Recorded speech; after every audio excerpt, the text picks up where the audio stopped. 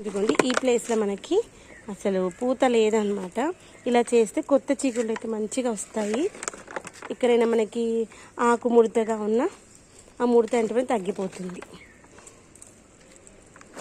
ఇలా మొత్తం అంతా స్ప్రే చేసుకుందాం. ఈ పాటలో మాత్రం మంచిగా ఉంది. ఇదంతా డల్ అయిపోయింది అనమాట. ఈ పాట అంతా ఎక్కడైతే మనకి మొక్క డల్గా కనిపిస్తుందో అక్కడ మంచిగా స్ప్రే చేసుకోవాలి. క్రూన్ చేసేసుకొని స్ప్రే చేసుకోవాలి. మనకి డబల్ మల్లె సెంటు మల్లె అని ఉంటుంది, అది తగ్గిపోయింది. మళ్ళీ ఆకులు అయితే క్రూన్ చేసేసాను. మళ్ళీ ఒక వారానికి మళ్ళీ పూలు వస్తాయి. లాస్ట్ టైం అయితే మస్తు వచ్చాయి. అసలు మన దేవుడి రూమ్లో ఉంటుంది పెద్ద సాయిబాబాకి మొత్తం పెద్ద మాలగా అయింది 2 సార్లు. ఇక నార్మల్ టైంలో కొన్ని వస్తాయి, కొన్ని పెట్టేదాన్ని.